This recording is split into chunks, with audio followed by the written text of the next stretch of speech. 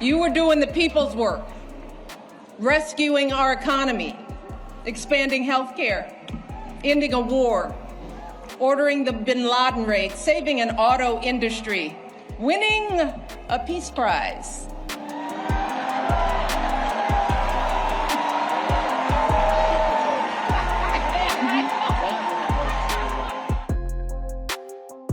Michelle Obama appeared to take a subtle swipe at U.S. President Donald Trump during the opening of the Obama Presidential Center in Chicago, drawing loud applause and laughter from the audience with a pointed remark about the Nobel Peace Prize. Speaking at the star-studded ceremony, the former First Lady of the United States reflected on her husband Barack Obama's legacy and referenced one of the most prestigious honors in the world, the Nobel Peace Prize. The comment immediately caught the attention of attendees because it appeared to contrast Obama's achievement with Trump's long-known desire to receive the same recognition. Among those having field day over the pointed jab, former U.S. Secretary of State Hillary Clinton appeared especially amused as the audience erupted in cheers. No, you were too busy.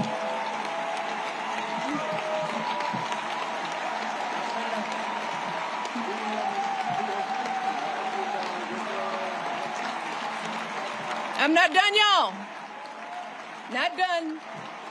So much to say. You were doing the people's work, rescuing our economy, expanding healthcare, ending a war, ordering the bin Laden raid, saving an auto industry, winning a Peace Prize.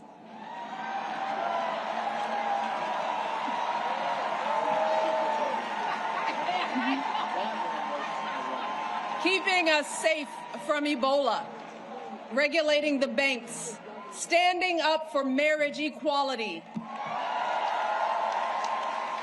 listening to science, and comforting an entire nation in the face of unspeakable tragedies.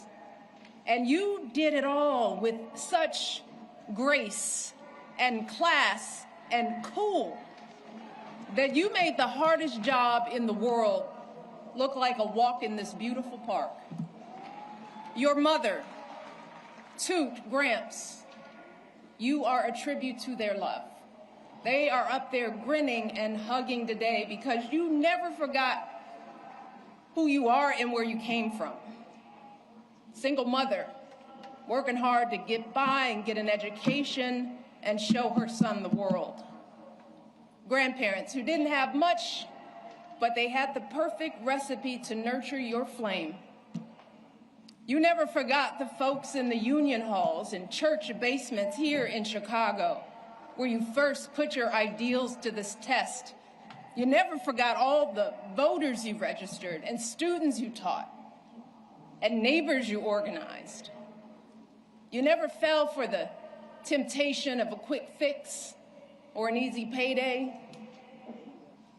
You never changed from that idealistic summer associate who showed up on that rainy day when we first met without an umbrella.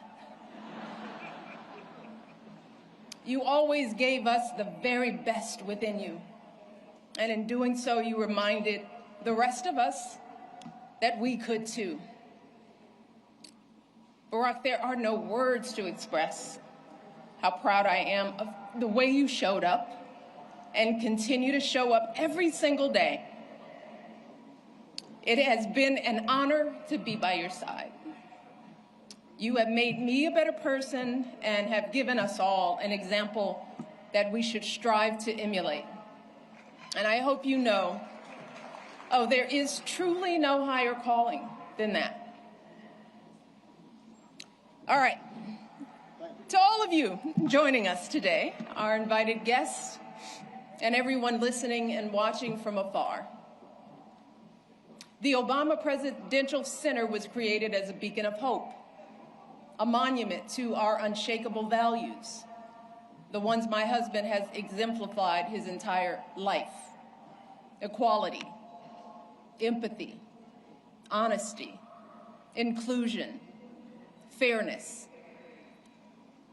And especially during these anxious and divisive times, it is so important that we remember that those values are not unique to my husband. They are the same ones that your husbands and wives, your parents and children, your friends and neighbors exhibit and pass on. Every single day, millions of people in this country wake up doing their very best to live decent and purposeful lives. Yeah, we're all tested in one way or another. And there are plenty of times we all fall short. But deep down in our hearts and souls, we all know right from wrong. We know selflessness from greed, righteousness from injustice. We understand that we all rise and fall together, that every last one of us is an invaluable contributor to the greatness of America. And I'm talking about the workers living paycheck to paycheck, hoping to give their kids a better future.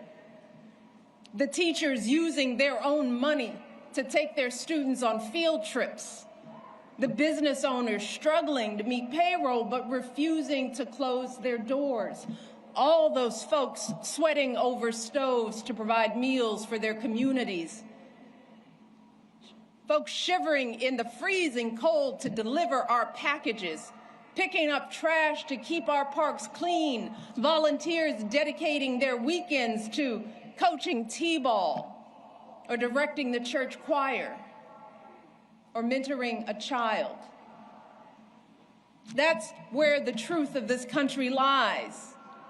Not in grabbing as much as we can get for ourselves or knocking folks down to prop ourselves up, but in the overwhelming goodness, the relentless striving, the quiet dignity that is inside all of us.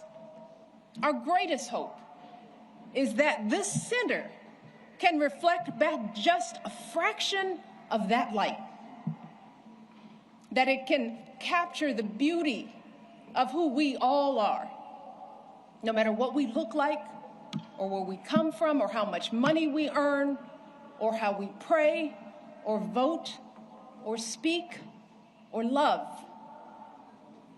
It's why during our administration, we threw open the White House doors to all sorts of folks who don't usually get to meet the president or first lady, the families pinching pennies to send their first child to college, the teenagers who know that a hot afternoon means the bullets start flying, the military spouses and children serving and sacrificing just like their loved ones in uniform, the Native kids showing us that resilience and pride can never be stolen.